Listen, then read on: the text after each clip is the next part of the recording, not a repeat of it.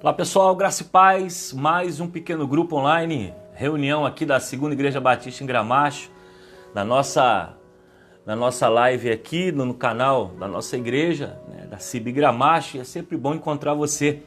Nós fazemos sempre essa reunião toda a semana, de segunda a sexta, a partir das 20 horas, Nós estamos aqui aprendendo um pouco da Palavra de Deus. Eu já quero motivar você a você compartilhar o seu link com outras pessoas, Tem sido um tempo de muito bom, de crescimento, de desenvolvimento. Você que está chegando, já deixa o seu oi, já deixa o seu boa noite, porque é uma forma de identificar você.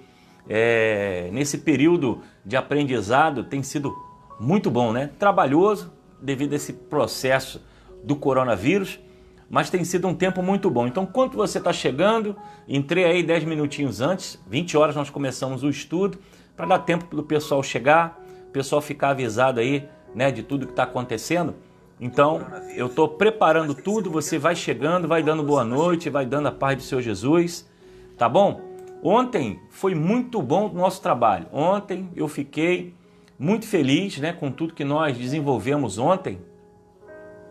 E eu posso dizer, com certeza, que foi um momento muito interessante, O estudo ontem desenvolveu muito bem, vocês participaram, a galera chegou aí depois, Nós falamos sobre o Evangelho de Lucas no capítulo 9 e foi muito bom ter você aqui. Então vamos aguardar o pessoal chegar, você que vai chegando, vai se identificando, vai dando boa noite, vai deixando aí a sua paz, deixando aí a graça de Jesus, que daqui a pouco nós já vamos começar o nosso estudo. Então eu quero dizer a você também que está aí com a gente, nossa igreja está funcionando, nos dias de culto, quarta-feira e também domingo de manhã, a partir das 9 horas, de 9 às 11, nós estamos ali aprendendo a palavra de Deus de manhã, junto com os irmãos, matando saudade, Temos a escola bíblica dominical através da internet, com a classe com o irmão Messias. O Messias tem preparado nossos estudos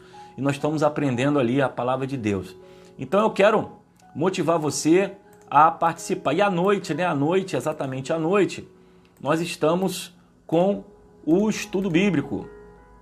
Nós estamos com a pregação lá no nosso templo, E a partir de 6 horas, 18 horas até as 7h30, o templo também está aberto para você poder enviar o seu quilo, a sua oferta. Nós estamos em campanha de missões, nós não podemos deixar e esquecer os missionários estão no campo, eles precisam da nossa oração, precisam da nossa ajuda. Então peço a você que está chegando, você que é da Segunda do Gramacho, deixa aí o seu oi, deixa o seu boa noite aí, Pra gente é muito bom. Então já vou ouvir aqui quem está chegando. Olha aí quem está chegando: Adriano, Carlos Correia, Amélia Monteiro, Deus abençoe.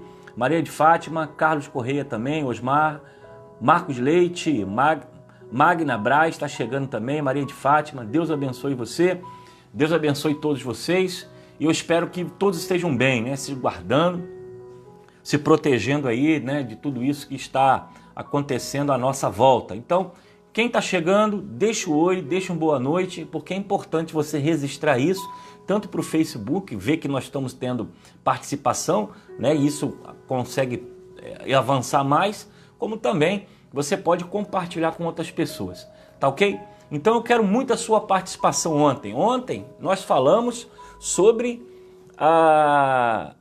se as pessoas que seguiam o Evangelho eram sinceras, Se você esteve com a gente aí ontem, ou quem não teve, pode voltar no canal do YouTube e você vai ver.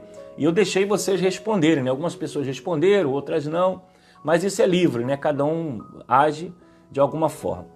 E aí nós fomos falar exatamente na passagem de Lucas capítulo 9, isso eu estou revisando o trabalho de ontem. Lucas capítulo 9, do versículo 57 ao 62. E aí nós falamos sobre 3 abordagens que Jesus tem, logo após Jesus dar um baita de um sermão nos discípulos, porque eles queriam saber quem seria o maior, e quem seria o maior no reino.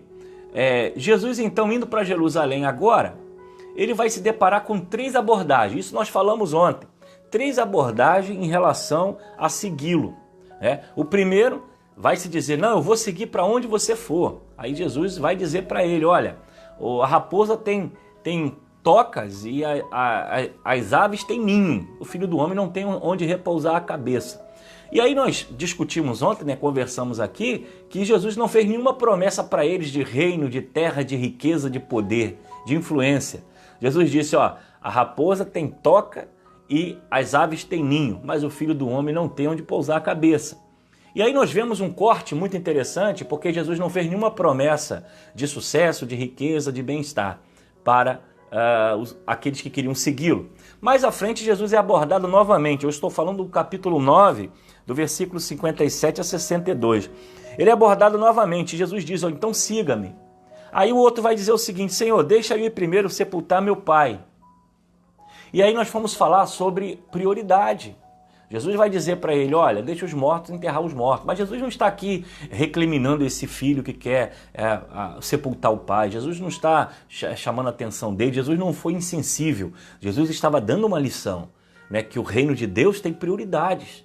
O reino de Deus tem que ser colocado como a prioridade em nossa vida. E essa foi a lição que Jesus quis dar. E aí teve uma terceira chamada, a terceira abordagem, em relação ao discípulo falar o seguinte, então deixa eu primeiro me despedir da minha família. Então, a questão da prioridade, que Jesus logo fala, que um queria sepultar o seu pai, queria sepultar sua mãe. Jesus diz, deixa os mortos sepultar o morto, mas não por uma questão insensível.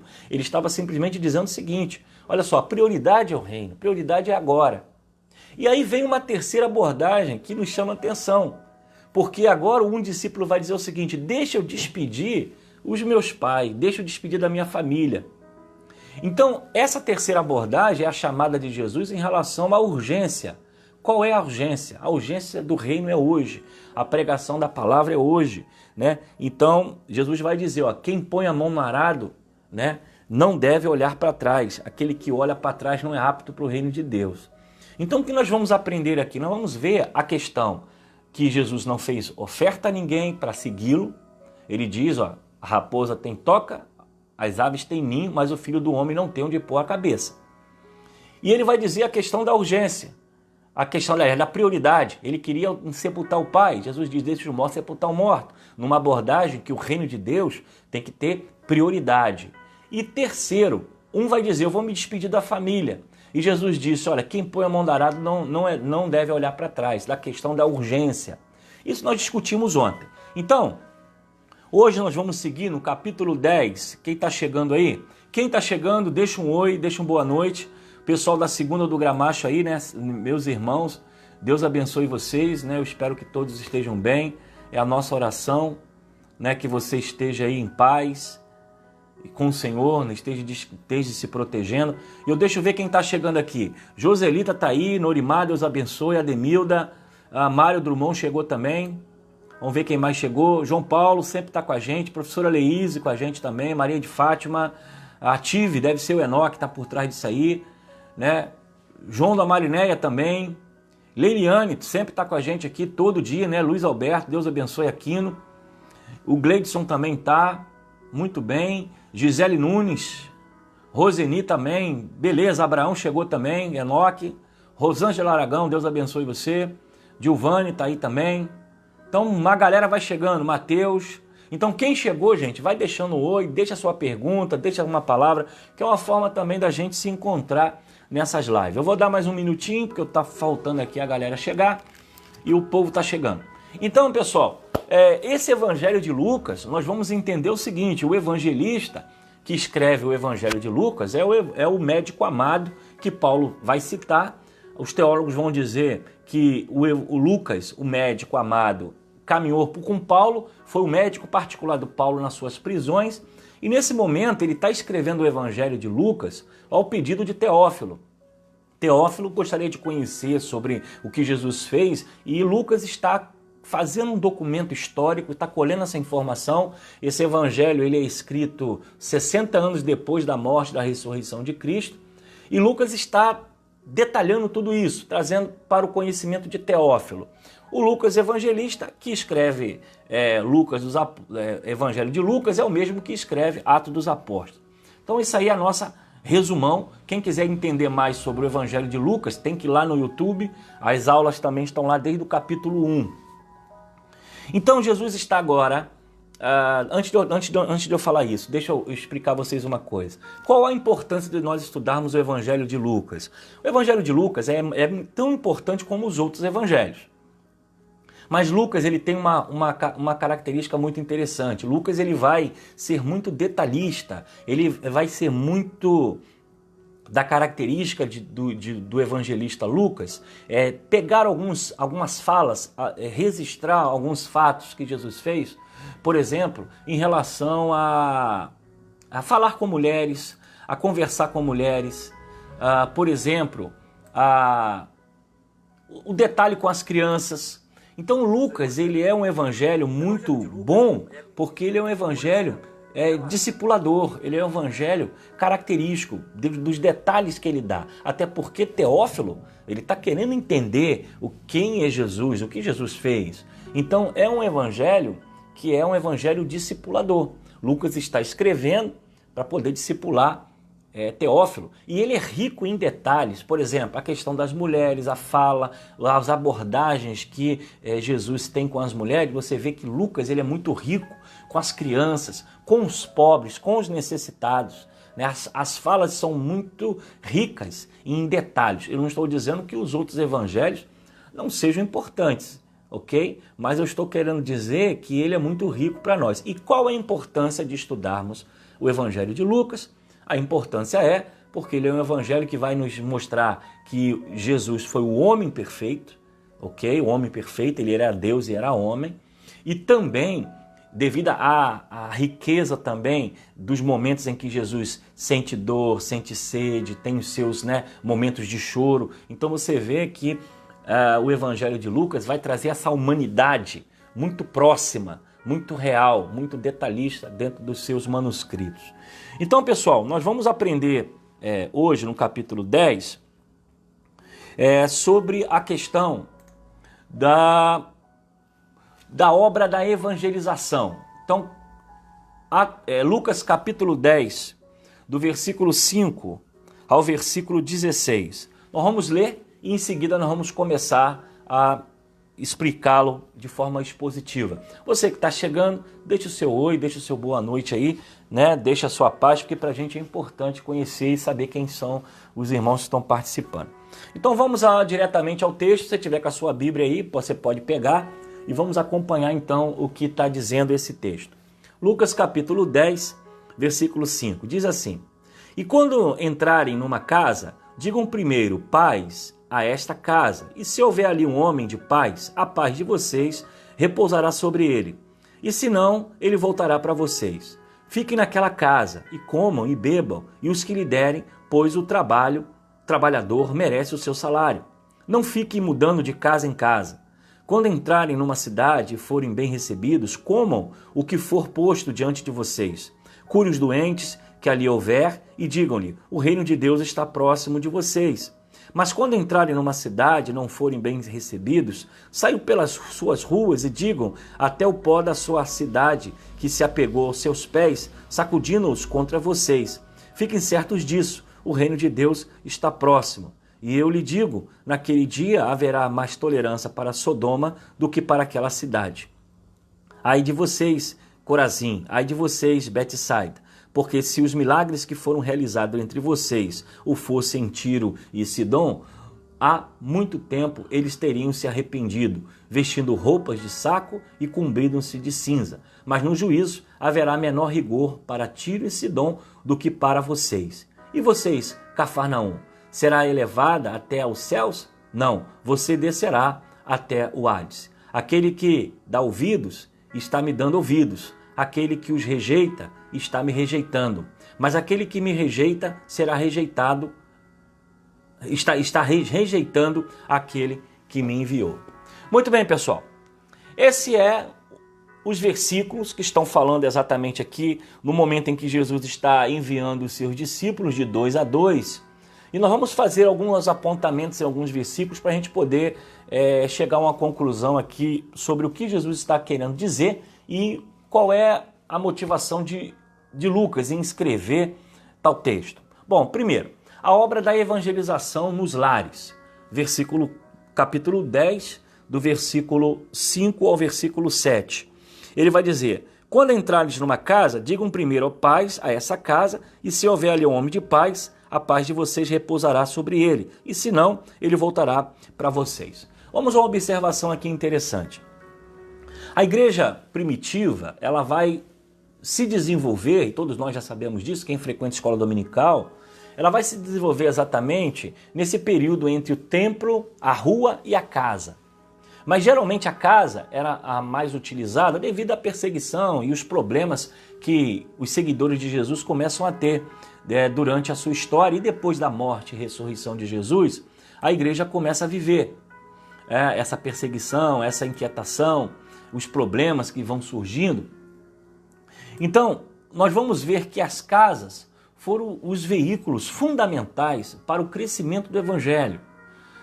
De casa em casa, no partir do pão e nas orações, havia comunhão da igreja. E quando nós olhamos essa visão de que se você entrar numa casa, dê a paz, nós vemos o processo da evangelização dentro dos lares. Então a igreja primitiva, quando ela começa, ela não começa com instrumentos, com propaganda, não, ela é silenciosa e ela vai diretamente no coração e na vida do cidadão de Jerusalém, de Judá, de Israel. Ela vai dentro da vida cotidiana e não há nada melhor do que você levar a palavra dentro da casa das pessoas. Muitas vezes você levar a mensagem, que é também fundamental no templo ou na rua, talvez não seja um ambiente tão acolhedor como é a casa. E geralmente essa evangelização que era feita pela igreja primitiva não era uma evangelização feita através de uma abordagem, de uma liturgia já preparada, Um canta, um prega, o outro dirige. Não, era amizade, era relacionamento, era diálogo. E exatamente isso que foi o fator principal para o crescimento da igreja. De casa em casa e no partir do pão e nas orações eles tinham comunhão porque havia um processo de proximidade, intimidade e amizade. E isso é muito mais sensível ao reino de Deus porque a igreja ela começa a crescer exatamente dentro das casas que começam a se abrir para o evangelho. E aí entra o papel, quando nós falávamos, quando estávamos no nosso templo, a importância dos pequenos grupos, da igreja em pequenos grupos, de casa em casa, as reuniões nos lares, porque é uma reunião mais informal, é algo mais próximo, é algo mais amigo, é algo mais amigável. E aí nós vemos que os obreiros que começam essa seara, seguindo a Jesus, eles vão diretamente nesse ponto. E Jesus vai orientar, olha, quando você entrar numa casa, saude com a paz. Essa é o papel da igreja. Nesse momento que estamos vivendo, hoje nós estamos dentro de casa de uma forma obrigatória. Nós não somos voluntários a estar dentro de casa, nós estamos sendo impulsionados a estar dentro de casa devido a essa pandemia que acontece. Mas também é um tempo de nós compartilharmos a palavra, seja através da tecnologia ou através da reunião da família, em orar, em buscar, em ler a Bíblia. Então o que nós vemos aqui é que nesse processo, no versículo anterior, nós vamos ver Jesus falando sobre o chamado, e agora no capítulo 10 ele vai comissionar os seus discípulos, vai chamar os seus discípulos simplesmente a serem enviados. Ele vai usar a característica de casa. Então, pessoal, a evangelização ela tem que ser na rua, ela deve ser no templo, porque nossas reuniões públicas, elas não só adoram, como também evangelizam, porque toda a mensagem ela tem uma proposta evangelística. Essa obra missionária, ela também precisa estar dentro da igreja, dentro de casa. Então ela é uma expansão da igreja. A casa é uma expansão da igreja, não é mais um gatilho da igreja. Não, é a continuidade da igreja. Muitas pessoas às vezes pensam que quando nós falamos de pequeno grupo, é uma ferramenta, é mais um utensílio, é mais uma estratégia. Não é estratégia. Na verdade, isso é o princípio de tudo. A evangelização era de casa em casa, no templo, no partir do pão, havia comunhão e havia orações. Então, quando nós falamos que a casa deve ser um ambiente de louvor, adoração, um ambiente de culto, deve ser um ambiente também de evangelização, é porque, na verdade, é uma extensão Não é uma estratégia, é uma extensão, é também no templo e em casa. Então nós não podemos deixar isso passar despercebido ou simplesmente fazer por fazer. Não, é uma orientação de Jesus, é uma orientação na igreja. Infelizmente, muitas vezes quando a igreja foi para dentro do templo, ela só ficou dentro do templo. Ela só ficou ali com os seus eventos, com as suas programações, a igreja institucional. Mas quando nós olhamos os princípios da palavra, o evangelho era algo assim, ó, simples, não era algo sem burocracia, era o diálogo, era a troca de informação, era o abraço, era o comer o pão junto, é sentar na mesa, ó, e trocar informações num processo de cuidar do outro, de levar a mensagem do Senhor. Então, esse momento nós vemos a obra da evangelização nos lares, Jesus orientando que a mensagem também tem que ser uma mensagem de paz. Não é de guerra, não é de acusação, não é de violência. A mensagem do evangelho é uma mensagem de paz, é uma mensagem de amor. Né? Então vamos ver o versículo 7, aí também tem o processo em relação a se comportar dentro dessa casa. Olha o que ele diz: fiquem naquela casa e comam e bebam o que lhe derem, pois o trabalhador merece o seu salário. Não fique mudando de casa em casa. Então aqui existe uma outra orientação. O obreiro, no cumprimento da sua missão de paz, ele não deve buscar conforto e nem demonstração de ostentação. É interessante que esse versículo que ele diz o seguinte, ó: comam e bebam o que lhe derem. Então aqui não é muita escolha não, né? Eu vou comer isso, comer aquilo, não. Aqui Jesus vai dizer, ó, comam e bebam tudo o que lhe derem. Por quê? Porque era um processo de ser acolhidos, no processo da evangelização. Então o obreiro ele não deve buscar um conforto ou uma demonstração de ostentação, de querer. Ele deve ser um obreiro simples, porque ele deve comer o que botarem à mesa.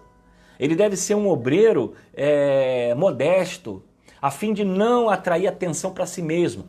Então essa orientação de Jesus vai dizer, ó, quando você entrar na casa, você dá a paz e você come e beba naquela casa. E tudo que eles lhe derem, você coma, E não fique indo de casa em casa, como se fosse assim, vou me aproveitar, vou aqui nessa casa, me dou bem, como alguma coisa, depois vou ali, como se estivesse querendo se promover ou ostentar algum bem pessoal. Então essa é a visão que Jesus dá aos seus discípulos. Entre na casa, coma tudo que botarem na sua mesa e não fique indo de casa em casa. Não fique buscando essas coisas, Então nós vamos ver que o Jesus vai orientar os seus discípulos a uma vida modesta, a uma vida humilde, a uma vida simples e também numa visão de confiar plenamente no sustento que Deus dá. Essa é uma das características que nós vamos entender esse evangelho, de não querer ostentar riqueza, ostentar poder, viver de uma vida modesta e também não atrair atenção para si mesmo. Então todas essas orientações nós vamos ver Jesus dando aos seus discípulos, mas também ele vai dizer o seguinte, ó, porque o obreiro é digno do seu salário. Jesus não vai abrir mão aqui de que eles deveriam fazer isso sem nenhum sustento, sem nenhum cuidado, não. O obreiro é digno do seu trabalho. Vocês estão trabalhando, vocês estão evangelizando, então vocês, como pregadores da palavra, vocês devem viver da palavra, mas também viver de uma forma modesta, de uma forma humilde, não buscando ostentação. Então essa é a visão que Jesus vai dar na pregação e na orientação aos seus discípulos. Nós vamos ver isso em 1 Pedro capítulo 5, 12, nós vamos ver isso em 2 Coríntios capítulo 2, 17, 1 Timóteo 6, 5, vai falar tudo sobre essas questões da evangelização. E outra parte que nos faz pensar um pouquinho nesse versículo é sobre a questão da vida do pregador. Ele precisa ser consistente com aquilo que ele prega. Ele deve ter uma coerência. Ele não pode estar pregando o céu e apegado às coisas da terra.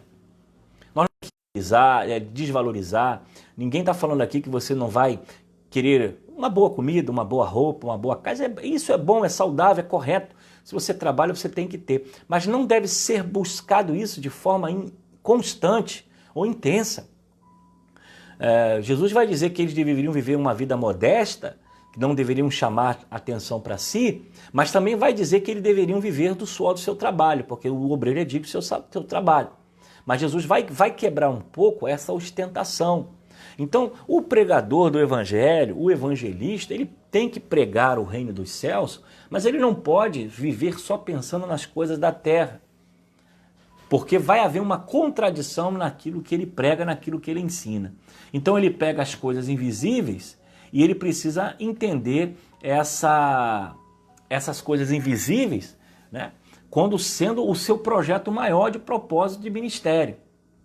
Então essas questões a gente precisa entender bastante, pensar bastante sobre isso. Agora vamos caminhar um pouquinho aqui, versículo 8, vai dizer o seguinte: quando entrarem numa cidade e forem bem recebidos, comam o que for posto diante de vocês. Curem os doentes que ali houver e digam-lhe, o reino de Deus está próximo. Então, essa passagem ela vai nos trazer algum entendimento aqui muito interessante a partir do versículo 10 e versículo 15, porque ele vai dizer aquelas cidades que vão atender ao seu convite e aqueles que não vão atender o seu convite, né? Aqueles que vão rejeitar o seu convite e aqueles que vão aceitar o seu convite. Então, quando nós paramos para pensar a evangelização na cidade, nós temos 3 coisas aqui que a gente precisa pensar nesse texto. Primeiro, a aceitação do evangelho. A aceitação do evangelho não é uma imposição. As pessoas, quem quiser, né, vir após mim, tome a sua cruz e siga-me. O evangelho é uma pregação de amor, de paz, mas ela não deve ser feita com violência, com chantagem ou também como obrigação. O evangelho, ele é um evangelho de livre-arbítrio. A pessoa aceita, segue se quiser. Então, nesse momento, quando ele vai dizer, quando você entrar numa cidade, pregar e eles não te aceitarem, e aí Jesus vai dizer, né, sacode a poeira dos seus pés, mas você cumpriu o seu propósito, a sua missão. A segunda característica, lá no versículo 10 e 15, vai dizer sobre essa rejeição. Jesus deixa claro que a rejeição da mensagem não significa derrota para os obreiros. Há muita pessoa que pensa assim, nossa, eu evangelizei e ninguém se converteu. Eu preguei, não houve salvação. Eu fui para um trabalho missionário, fiquei lá dias e meses e ninguém se converteu. Jesus não está dizendo isso, que se você for uma cidade e lá não tiver frutos do seu trabalho, você foi improdutivo, você foi um derrotado. Jesus não está dizendo isso. Então a rejeição, ele deixa claro que não significa simplesmente a derrota do obreiro. Você fez o seu papel. Quem convence é o Espírito Santo e quem deve aceitar ou não é o próprio indivíduo. Então Jesus deixa claro aqui para os seus discípulos que não pode haver um sentimento de derrota caso alguém rejeite a sua palavra, rejeite o seu evangelho, rejeite a pregação do evangelho. Terceiro lugar que nos chama atenção é que há uma autoridade dada aos discípulos, versículo 16. Olha o que diz, versículo 16, aquele que lhe dá ouvidos está me dando ouvidos, e aquele que o rejeita está me rejeitando, mas aquele que me rejeita está rejeitando aquele que me enviou. Veja que autoridade Jesus coloca sobre os seus discípulos. Ele vai dizer que quando você leva a palavra, você não leva a sua palavra, você leva a palavra do próprio Cristo. E ao levar a palavra do próprio Cristo, você está indo em nome dele. E caso ele rejeite, ele não está rejeitando a sua palavra, ele está rejeitando a palavra do próprio Cristo.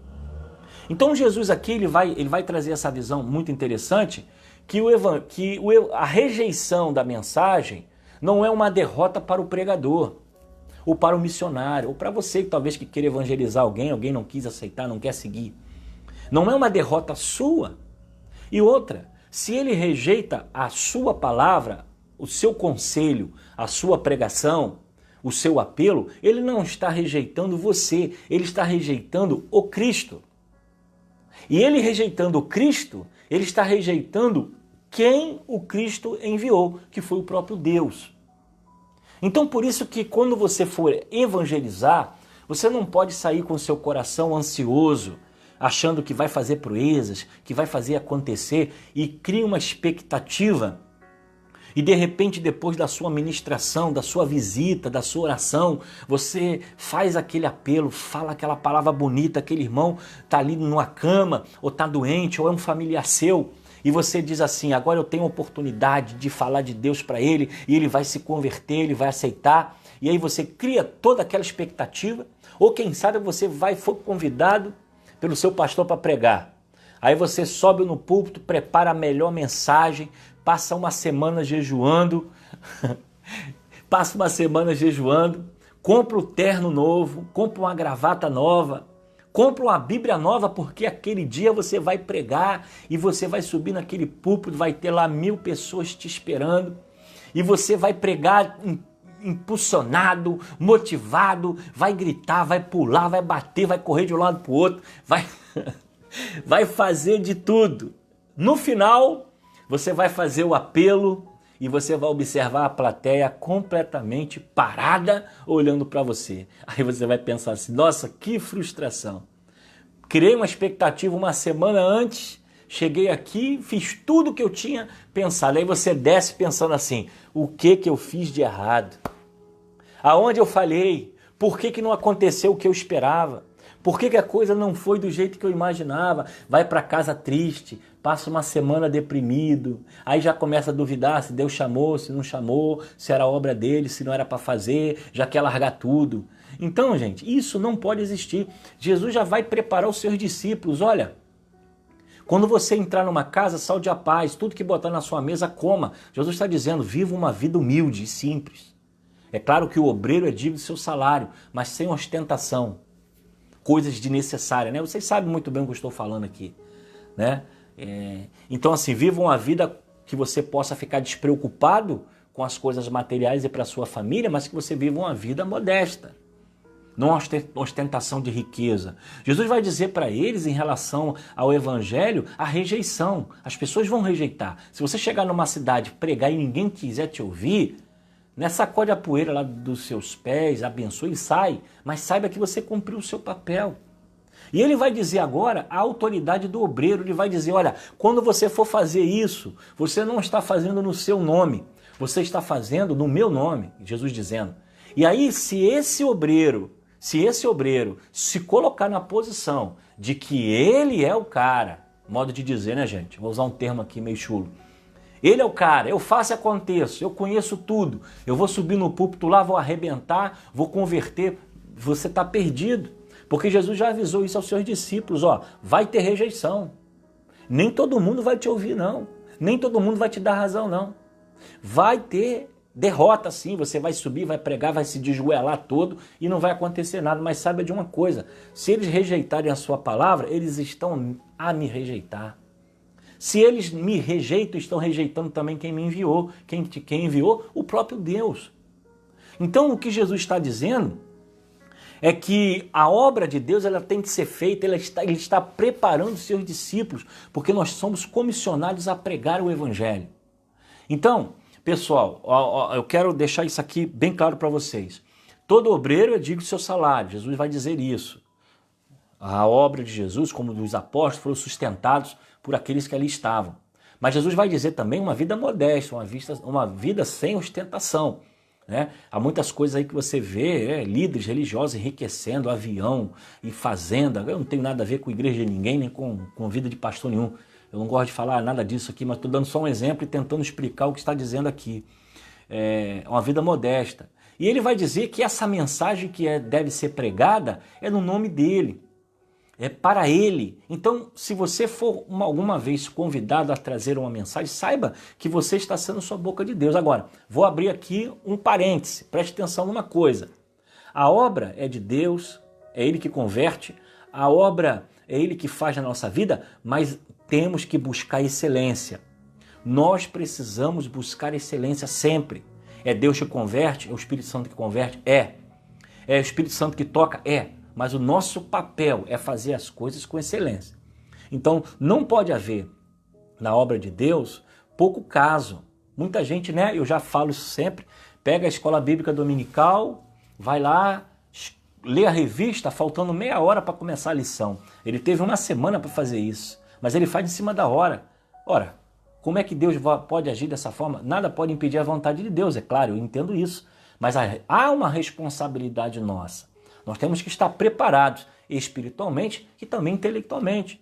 Ok? Quando nós, por exemplo, somos convidados a fazer obra, não, Deus vai falar. Não tem esse negócio de Deus vai falar. Deus vai falar sim, Ele fala se Ele quiser. Mas se você foi convidado, você deve se esforçar em estudar, em preparar a mensagem, em fazer a coisa com excelência. Cantores, né? Vamos falar dos cantores. Vai chamado para um culto. O camarada não ensaia o violão, aliás, não afina o violão, não treina com o violão, chega na hora e quer fazer de improviso. E eu canso de falar isso nos meus cursos, né? Os cursos que eu dou de seminário e aula, eu gosto muito de falar isso. Aí a pessoa depois coloca a culpa no diabo. O inimigo está furioso porque o CD não tocou. Porque a corda do violão, o violão estava sem corda. Desafinou. Não, meu irmão, você não se preparou. Você tinha que ter visto o violão antes, você tinha que ter ensaiado antes, você tinha que ter testado o CD antes para ver se está tudo certo, não é em cima da hora, feito de qualquer jeito. Então, Jesus vai dizer aos discípulos, olha, quem rejeita a sua palavra, rejeita a mim. Jesus chama a responsabilidade para ele. E quem rejeita a mim, rejeita quem me enviou. Mas não é por isso que nós vamos fazer a obra de Deus de forma sem qualidade, de qualquer jeito, empurrando com a barriga.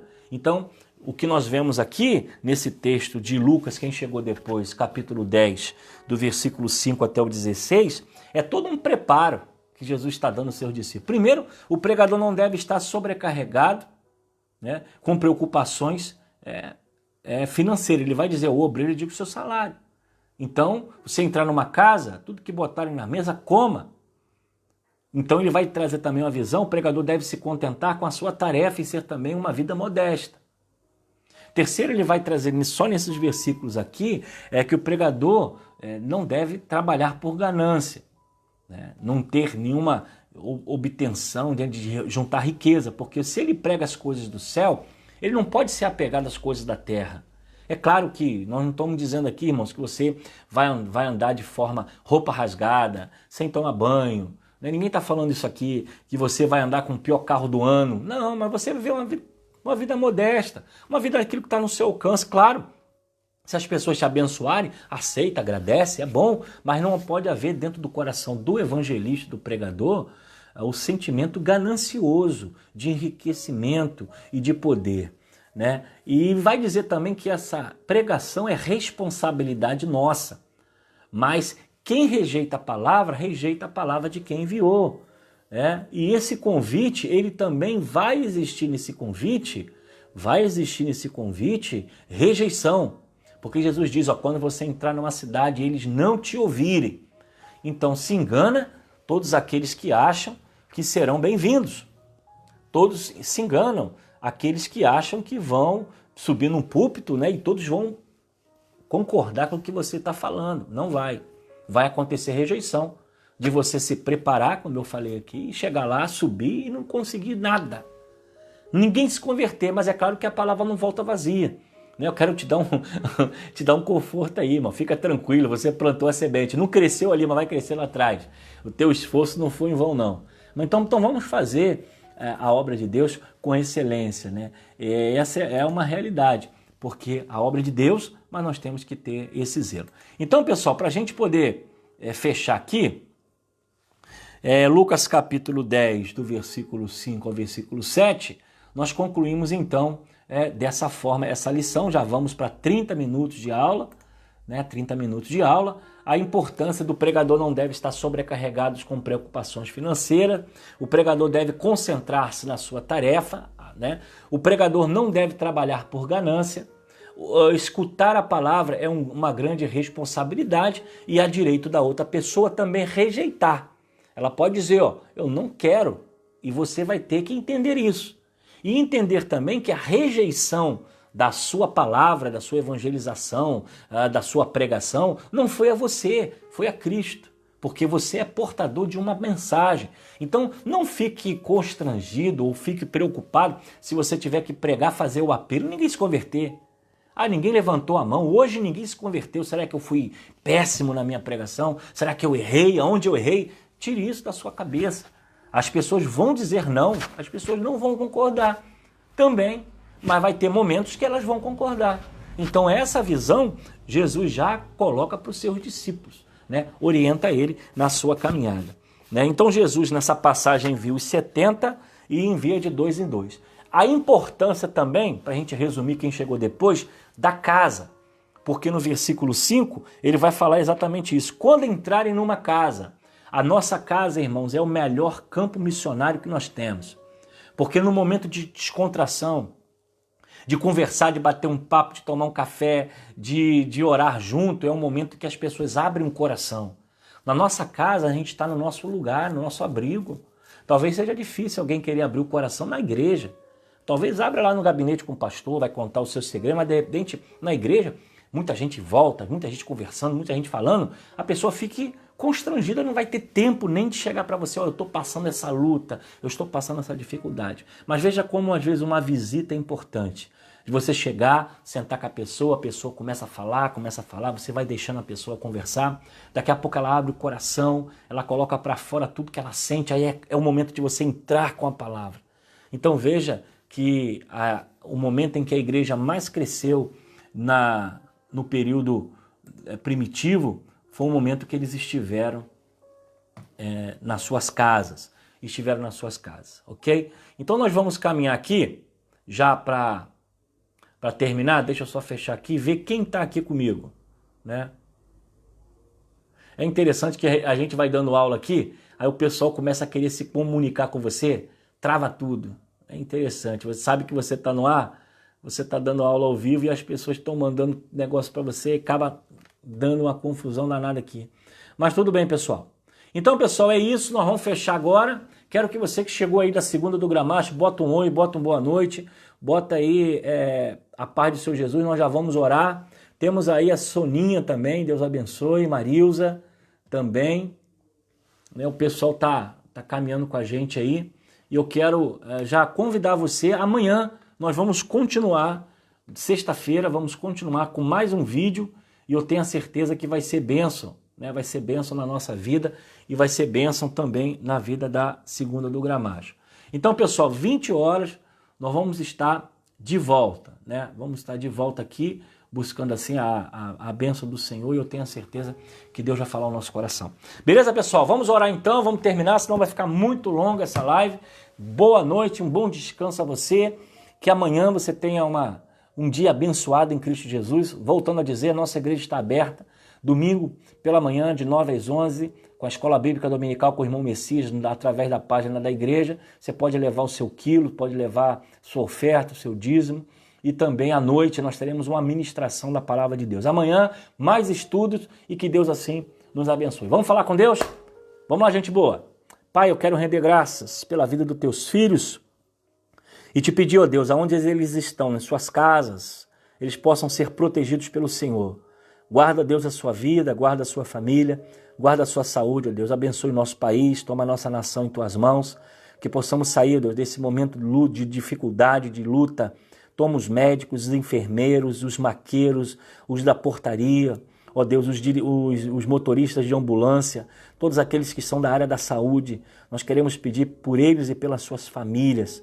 Senhor, que Tu abençoe o nosso país. Pai querido, faça com que essa enfermidade venha cessar para a glória do Seu nome. Dê sabedoria ao homem, ó Deus, para descobrir a vacina, ó Deus, que haja menos sofrimento na humanidade. Tenha misericórdia de nós e nos ajude, ó Deus. Guarda a segunda Igreja Batista em Gramacho. Protege nossos idosos, nossas crianças, nossas famílias e que em breve possamos estar de volta, louvando e adorando o nome do Senhor. Te agradeço por mais um dia que o Senhor tem nos sustentado. No nome de Jesus que eu oro, eu te agradeço. Amém. Valeu, pessoal. Um abraço. Deus abençoe a todos. Se o Senhor permitir, estaremos de volta. Ok, pessoal? Fica com Deus. Amanhã, 20 horas, estaremos de volta. Bota no celular lá o horário direitinho, 5 minutos antes, para ele apitar e te avisar que nós teremos mais um estudo e vai ser um estudo abençoador. Um abraço, fique com Deus.